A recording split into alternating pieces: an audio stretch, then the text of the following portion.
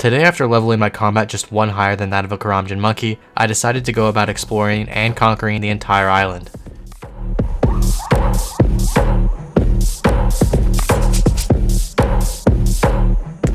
While being armed with only some stinky onions in a sack, some fried stinky onions in a bowl, some purple candy wrappers, a poison stick, and lastly, one potion that explodes under your feet, we will be taking on one of the hardest challenges in RuneScape at only 4 combat.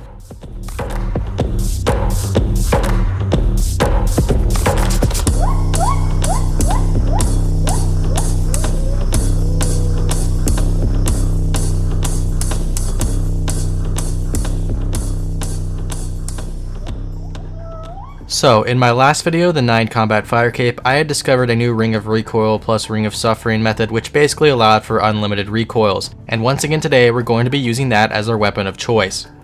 So this mechanic is talked about in depth on my last video, and if you'd like more information on that, I'll put that video in the description below, but basically it allows for me to have an infinite amount of recoil damage to kill all the NPCs except for the 180 level melees. So for the 180s though, I would be using this poison stick, which is a Karamjan pasted iron spear, so I could basically poison all of these 180s from safe spots without having to recoil them and have them heal themselves. Now this time I'm using a spear over a dagger because I'll be flinching and therefore having to wait between my attacks anyways, and a slower weapon is in fact better with better stab bonus.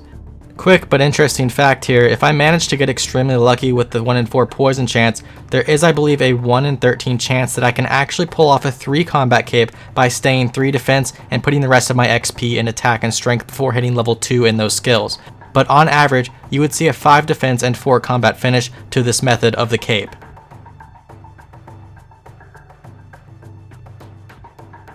And speaking of the possibilities of this very rare 1 in 13 chance to stay 3 combat, well, I actually almost had this happen to me, and halfway through the entire fight caves of 180s I had to kill, I was sitting at around a 1 out of 2 poison chance on average, rather than the normal 1 out of 4. This meant if I just averaged the normal 1 in 4 for the rest of the caves, I would easily be 3 combat with some even to spare at the end.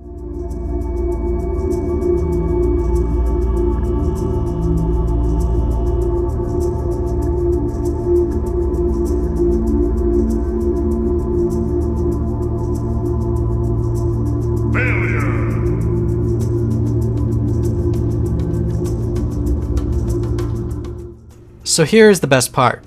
This was my actual starting inventory for the fight caves, and no, this isn't a joke.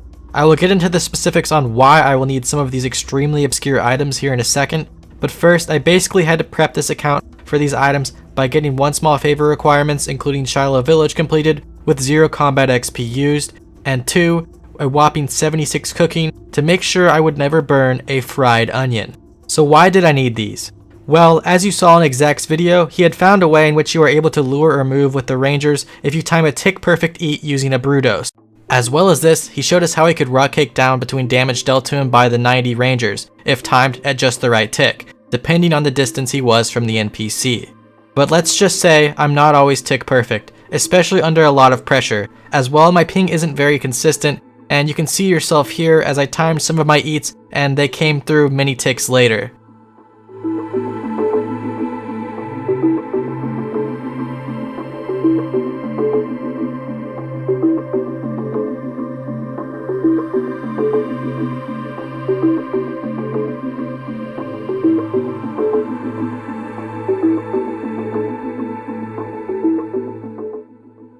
So once again, I'm going to play it extremely safe, and this led me into looking for much safer alternatives for both of these needed scenarios I would be facing. For the first problem of the lures, I basically used a method I've been looking into for a while now, and I briefly covered this even in my 18 combat fire cape video as a possible solution to a 1 prey cape, and this is where the 76 cooking comes into play. You can lure this range and mage NPC properly and get inside their normal tick eat zone of 9 squares, by using a chronological order of food called combo tick eating. Now in order to combo tick eat, you have to double your food healing outputs as you move from a far distance into their 9 square zone. This is because the ranger will fire his second attack before his first attack hits you, and so on, meaning the ranger calculates damage on your prior HP before the second eat. No.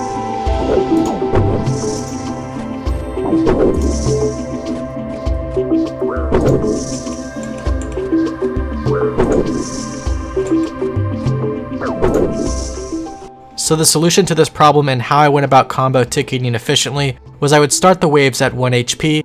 From here, I would eat a food that heals me for 1 HP right after the first attack fires from the NPC, being a raw onion. Then my second eat was timed between the first hit of damage and the second hit of damage for something that healed 2 or double the previous food, being cooked crab meat in this case. And just in case I am not tick perfect on the run towards the NPC, I will eat yet another food which will double the HP of the last food I ate, being a fried onion in this case for 5 hit points.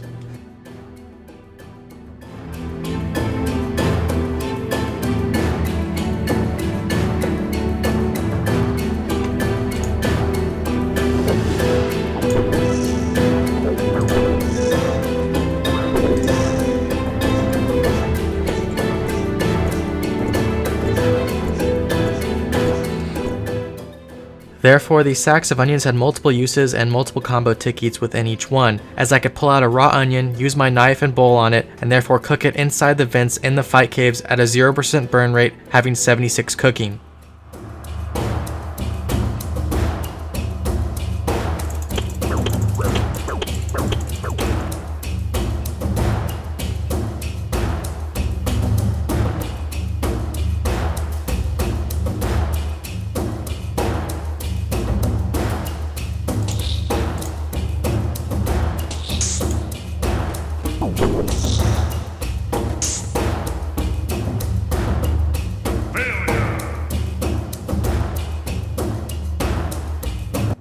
And well, for the other 5 HP healing food I mentioned I would be using earlier, well, here's exactly why I needed those in order to avoid ever having to use a rock cake in some very risky scenarios. I would use Guthix Rest in instances I would have to tick eat the level 90 rangers. This is because it can hit several zeros in a row on you or somewhat lower hits than your purple sweets are eating as outputs, and surprisingly, this happens quite often.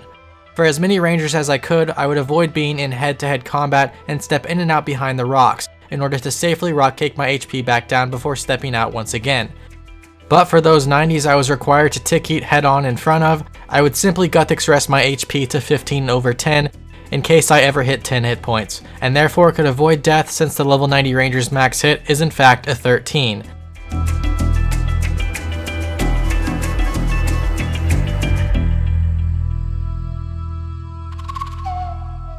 To pull off my ring method once again, but this time without prayer, I would have to adjust my positioning and get closer to the range or mage NPCs, and from there, time my ring refill at just the right tick, while tick eating at a shorter distance, leaving me less tick clearance. Reload.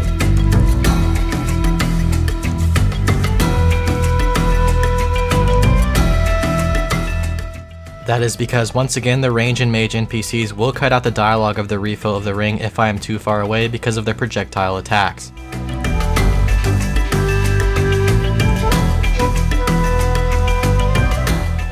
Now to address some of the impossible, if not near impossible waves Xzact mentioned before with one prayer.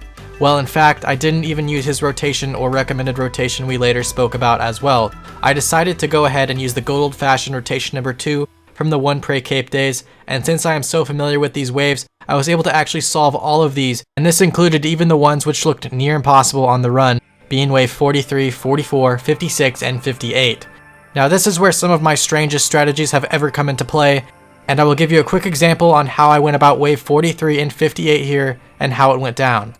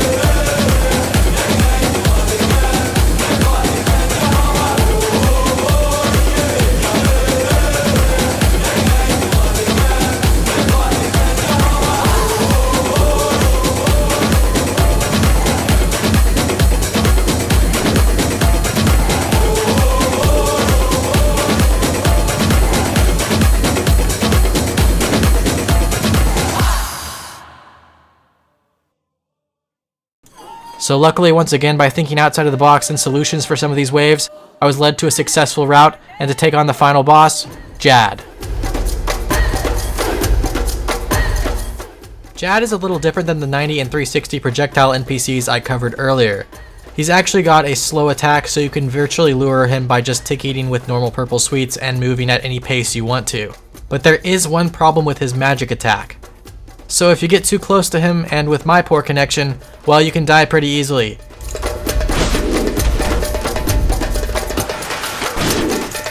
I just died on the main. The other problem was, I had no animation cue for Jad's first attack, and if this was range, only relying on sound I believe led me to have a 1-tick clearance of eating.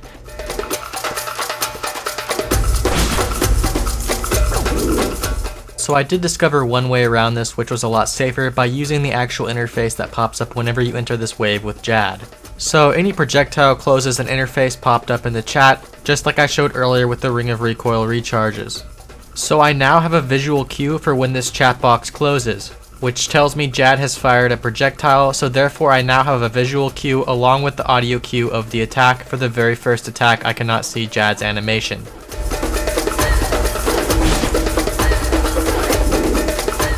And from here, I would wait for the second attack before booking it around to the rock and therefore the safe spot, so I avoided the same instance I had with the main.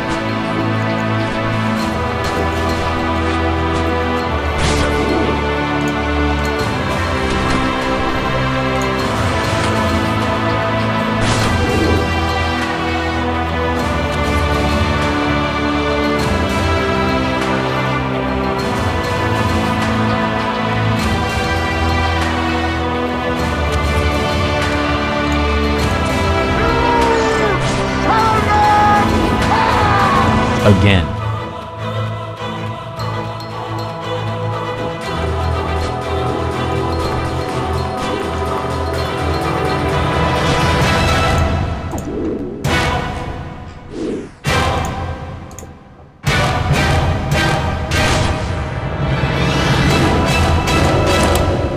Success!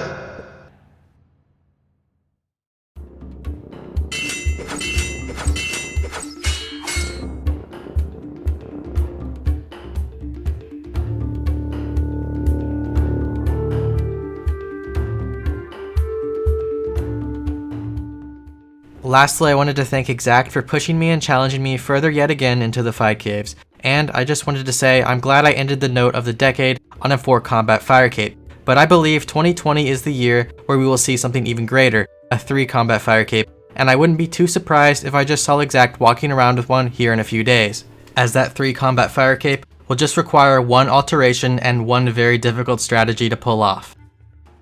I would also like to thank UAEX vs Jad. UAEX originated the idea of a low-level fire cape over a decade ago, and as a good reminder, we were all once noobs, even myself, and I guess even you all found this out about me as you dug up a comment from 12 years ago on UAEX's video. And I will honestly have to agree that this is one of the greatest YouTube comments I've ever left. And of course, lastly, a subscription to my channel is greatly appreciated if you all did enjoy this video, and I hope you all have a wonderful new year.